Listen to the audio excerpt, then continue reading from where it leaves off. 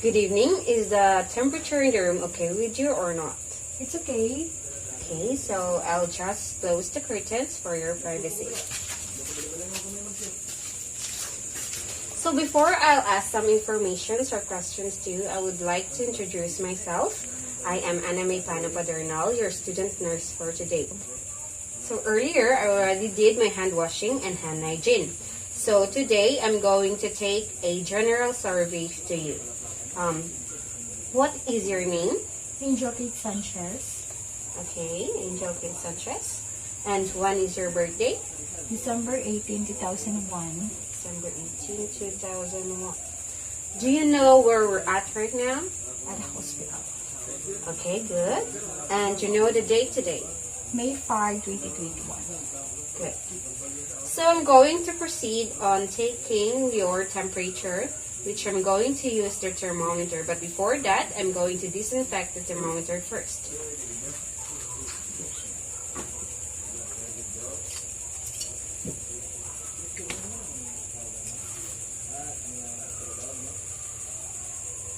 Can you put it in your underarms? Okay. Thank you.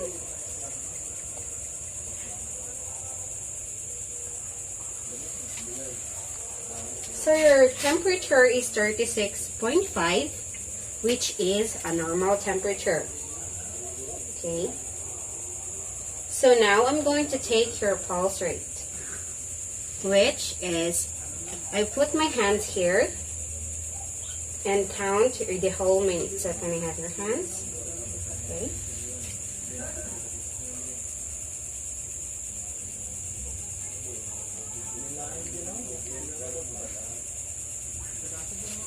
Okay. So your pulse rate is 94. So the normal pulse rate in everyone is equivalent to 60 to 100 beats. So therefore, your pulse rate that is 94, we can consider it as normal, and your respiratory rate is 16 breaths per minute. Okay, so Miss Angel, I'm going to take your blood pressure now, which I'm going to put a band over your right or left. With what hand would you like? Right. Do you feel any pain here or not? Not. Okay.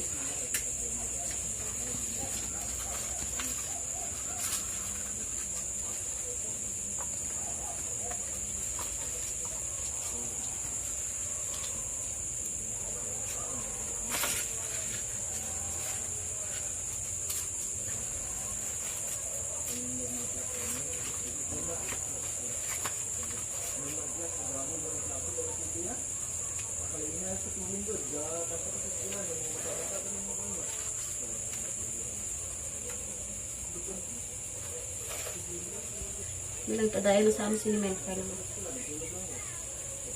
So you want, wait lang.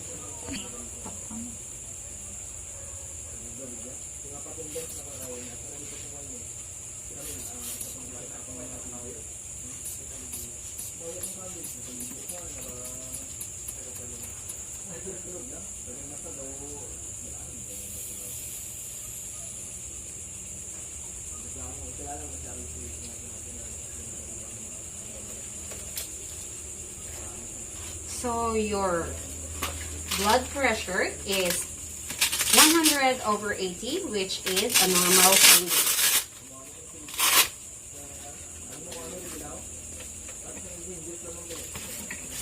So now, ma'am, I'm going to take your weight and your height. Can you please stand up and put your in this weighing scale? So your kilo is 55. You are 55 kilo, ma'am. So can you stand here?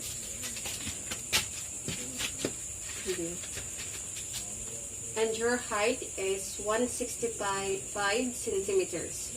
Can you sit down, ma'am? Okay. So now we're going to take your hair, skin and nails assessment. So before we'll start, I have some questions for you, ma'am. Do you have any skin allergies? No. Okay. Do you have any skin diseases? No. Good. So, How about severe sunburn? No. Good. So, so now, ma'am, I'm going to assess your skin. Can I hold your skin, ma'am, for uniformity of the color? Okay, thank you. So your skin color is light brown. Ma'am, can I palpate your both hands and feet to measure your temperature? Yes. Thank you. Can I put your hands? Your feet. You're steady for me. Okay. So your temperature is normal, ma'am. And now, I'm going to check if you have any lesion abrasion, bruises, or pigmented spots. Can you have your hands again, ma'am?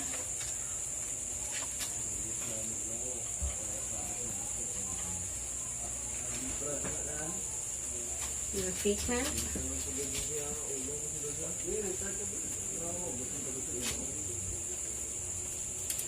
Thank you. So there is no presence of lesion abrasion and bruises and pigmented spots. Now, ma'am, I'm going to assess the presence of edema if you do have.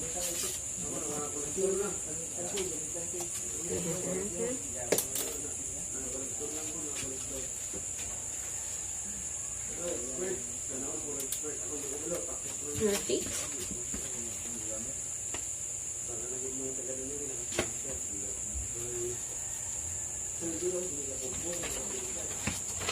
So there is no presence of edema. So ma'am, I will be inspecting the scalp and your hair for general color and contusions. Can I touch your hair, ma'am, and your head? Yes, of course. Thank you. So I'm going to use this highlight.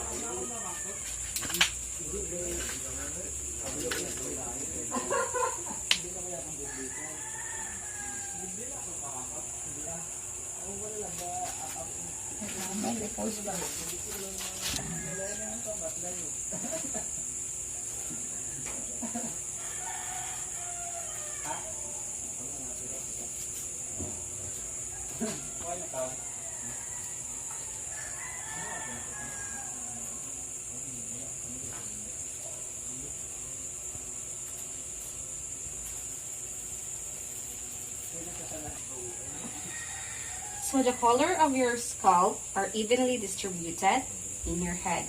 So now, ma'am, I will be inspecting the amount and distribution of your hair. So I can touch again your hair, ma'am. Yes, of course. Thank you.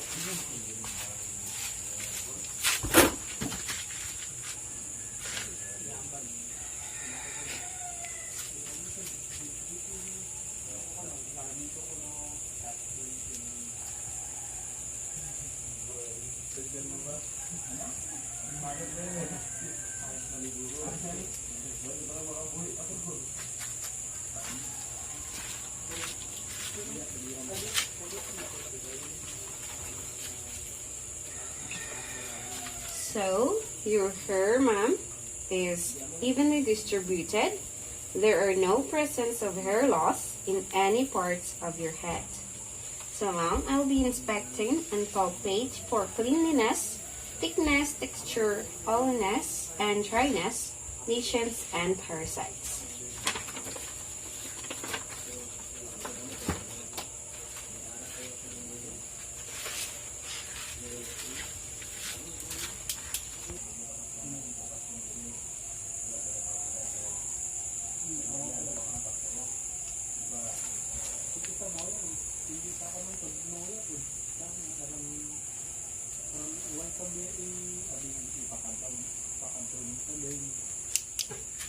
Go. So your hair, ma'am, is somehow oily and there is no presence of dryness in any part of your hair. So your hair is straight. It has smooth texture and no parasites, lesions, or dryness.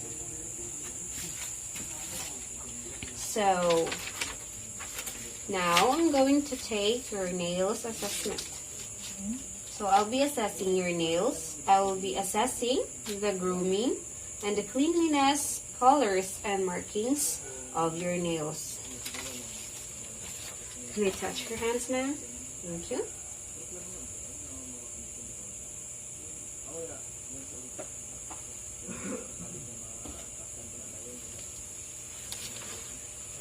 So your nails, ma'am, are all well groomed. There are no presence of abnormalities. And the color of your nails are pinkish and they are all well groomed. Okay, so we're going to proceed on the hint. So for today, we're going to assess your head, eyes, ears, nose, and throat. So shall we start, ma'am? Yes. Thank you. So, Ma'am Angel, I'm going to process on inspecting your hair and your head. So is it okay with you? Yes, of course. Okay, so can I touch your hair? Yes.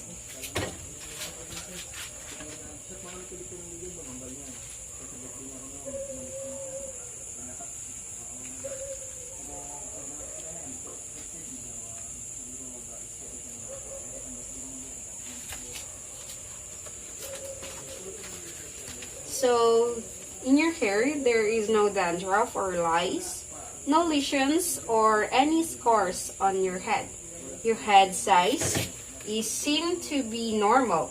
So, I'm gonna pulp your head. I'm just gonna touch and tell me if you feel any pain, okay? Yes. Okay, thank you.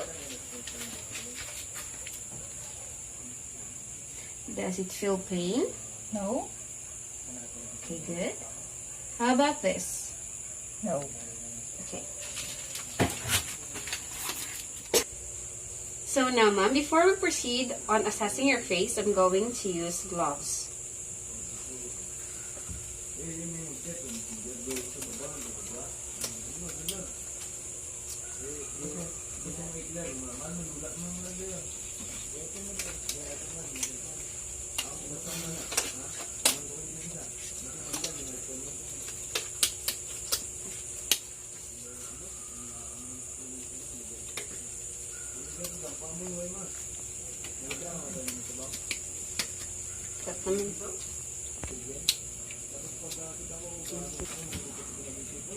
So on assessing the face of the patient, so your palpebral feature seems to be symmetrical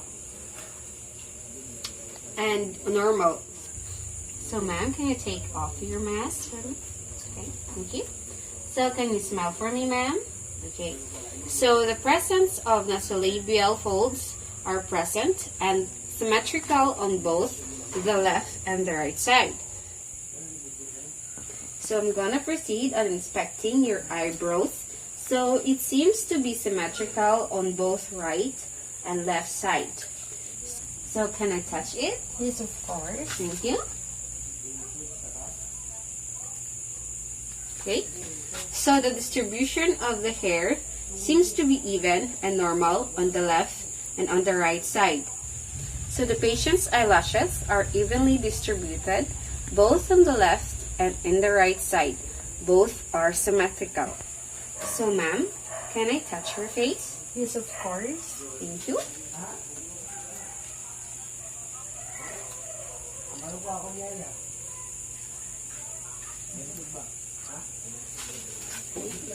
Distribution of the hair seems to be even and normal on the left and on the right side. So ma'am, can I touch your face? Yes, of course. So there is seen to be no swelling and everything is normal with lacrimal gland. So now I'm going to proceed to touching the nasolacrimal gland.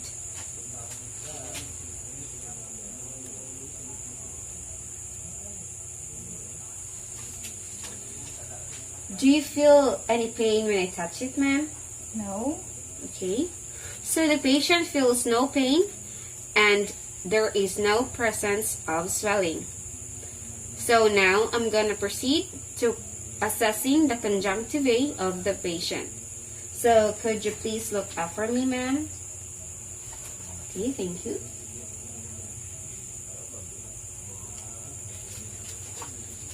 Okay, so the patient conjunctiva is pinkish in color. There seem to be no foreign bodies or any type of swelling or infection. So patient's conjunctiva is normal.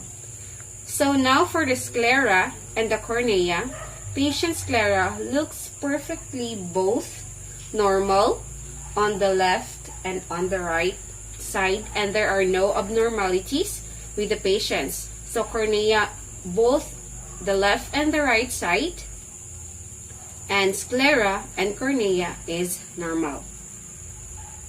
Now, we're gonna proceed to the assessing patient or the patient's iris.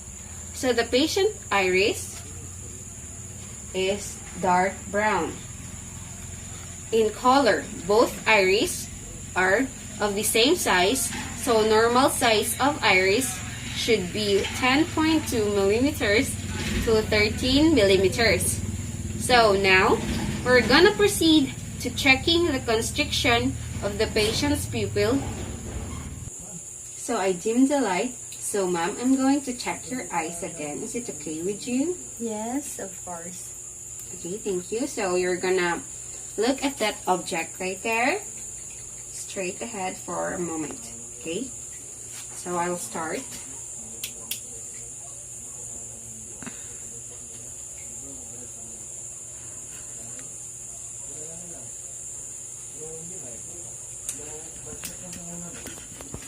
Okay, so now we're gonna check the accommodation of the pupil. So I'm gonna shine a light again in your eyes, okay? So you're gonna still look at the object right there for a moment. Okay, thank you.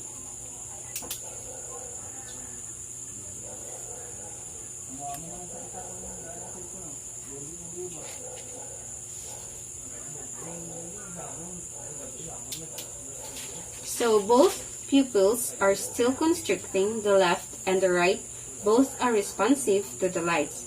So next, we'll perform distance visual activity using this swelling chart. So I'm going to point these letters and you're going to read it out loud. So can you please stand up, mom, and go over there. So with a 20 feet distance. So ma'am, can you cover your left eye with your hand? Okay. So read it out loud if I point these letters. E, F, P, T, O, Z, L, P, E, D, P, E, C, F, D, E, D, F, C, Z, P, F, A, L, O, P, Z, B, D, E, F, P, O, P, E, C. So your right eye has 20/20 vision. So now can you cover your right eye, ma'am? E, F, P, T, O, Z, L, P, E, D, P, E, C, F, D, E, D, F, C, Z, P, F, E, L, O, P, Z, B, D, E, F, P, O, P, E, C. Okay, ma'am, so your left eye has 20/20 vision. So now, ma'am, can you come back here and sit? So now, ma'am, I want you to look at my finger, and I'm going to shine this pen light on your eye. Okay, we're going to start.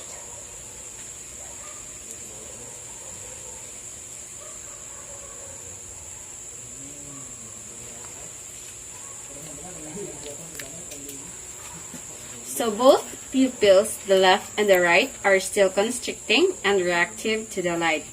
So what I'm going to do is I'm going to show my fingers on the other side while your side of your eyes are covered.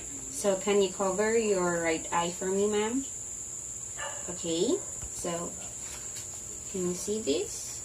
2, Can you see this? 3, Can you see this? 4, What about this? 5. Okay, So, can you please cover your left eye for me? 2, This one, 3, this one, 5, and this one.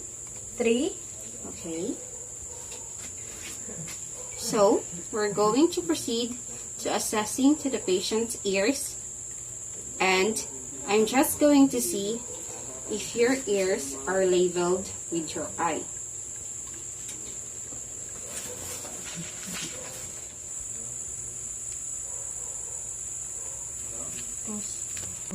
So the patient pin of the ears is almost at level of the patient's eye. So now we're going to palpate for the patient cartilage and mustard process.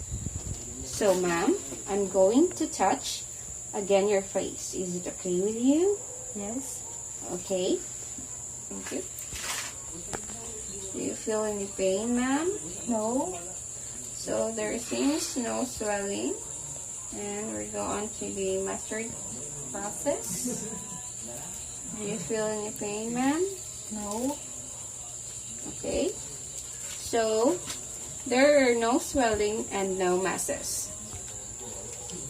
So the cartilage and the mastery is normal. So now I'm going to assess the patient ears canal and tympanic membrane. So I'm going to touch your ear, ma'am. Is it okay with you? Yes. Thank you.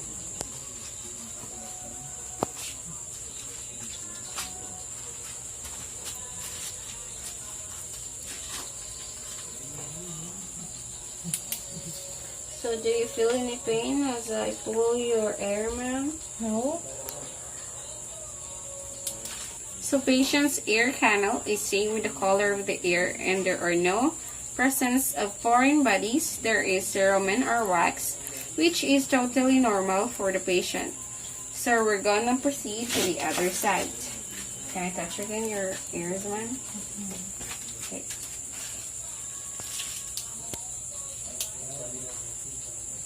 Do you feel any pain as I pull your ear, ma'am? No. Okay. So the first left ear that I checked is the same as the second ear, which is the right ear that I checked. So we're going to proceed to assessing the patient nose. So the patient nose in the middle of the face or the middle, there seem to be no division, the left and the right. Septum is normal. Both nostrils are normal. So now, ma'am, we're going to occlude one side of nostril. So, could you occlude your side of nostril for me? Here, like this. Can you breathe? Inhale. Exhale. Okay. Did you have a hard time breathing? No. Okay, so on the other side, can you occlude your nose? Inhale, exhale. Okay, so did you have a hard time breathing? No. Okay, so the patient can breathe perfectly normal even if one side is occluded, so there is no obstruction in the nose. So now we're going to palpate the patient external nostrils or nares. So do you have any pain when I touch it, ma'am? Do you have any pain? No. Okay. So now we're going to proceed to checking the patient internal nerves. So now, ma'am, I'm going to put my hands on your forehead. Is it okay with you? Yes. And tilt it back a bit. Okay.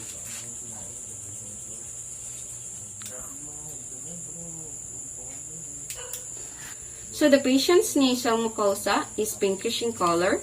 There are no swelling, no foreign bodies, there are no presence of exudates. There is also no septum perforation. So we're gonna proceed on checking the patient's sinuses, the maxillary and the frontal. So there seem to be no swelling. So is it okay if I touch your face, ma'am? Yes. Okay. So do you feel any pain as I touch it? No. Okay, so there seem to be no swelling. So now we're going to proceed to inspecting the patient's frontal sinuses.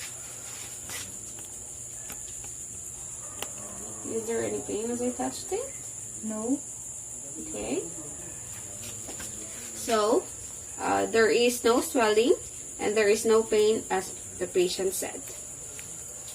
Okay, so we'll go on to the assessing the patient's mouth and lips. So, can I touch your face again, ma'am? Okay. So, the patient's lips are symmetrical, both the left and right. The patient's lips are soft and smooth. So, now we're going to proceed to checking the patient's tongue. Oh. Can you stick your tongue out for me? Okay. Okay. So there seem to be no swelling, no pain, and no presence of exudate, and the tongue is in the midline. It is not deviating to the left or the right side. So now we're going to check the patient uvuli rather. Along with it, of course, is the soft palate. So, ma'am, can you say ah for me? Ah. Ah with your tongue sticking out. Ah. And prolong, please. Ah. Ah. Ah. Okay. So the patient's uvuli is vibrating or moving as she says ah, which is totally normal and it is pinkish in color. The tonsils are perfectly normal. It is around 2 to 5.5 centimeters. There is no swelling also on the uvuli or the tonsil. So that's all. Thank you.